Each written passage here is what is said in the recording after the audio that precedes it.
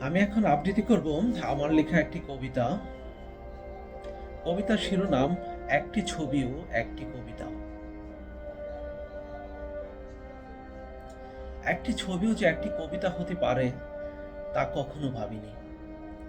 সেই দিন মিছিলে তোমার ছবিটি তুলেছিল এক প্রাজ্ঞ সাংবাদিক। খুব পাকা হাতের তোলা ছবি, অসাধারণ। সাংবাদিক ছবিটি ফেসবুকে পোস্ট করেছিল।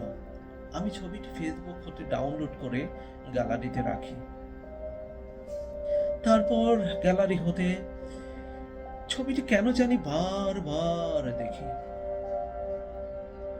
এত মায়া থাকে কিভাবে একটা মানুষের মুখে? আমি যতবারই তাকাই মুস্তাফিজুর রহমানের মায়াবী কাটারের মতো কাটা পড়ি, ভাবি ছবিটি আর দেখব না।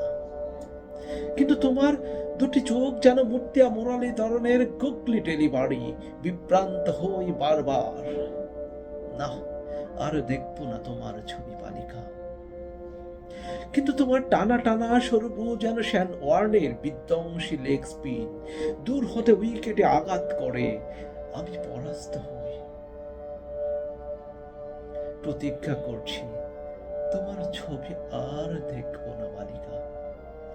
কিন্তু তোমার রাতুল রাঙ্গা অদরে যেন লাথিন মালিঙ্গার করা নিখুঁত ইয়র্কার আমার স্টাম্প উপড়ে ফেলে।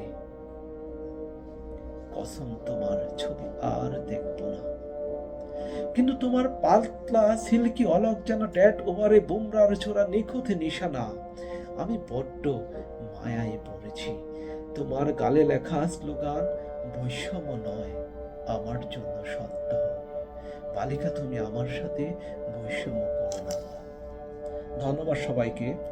একটি ছবি থেকে অনুপ্রাণিত হয়ে কবিতাটি লেখা।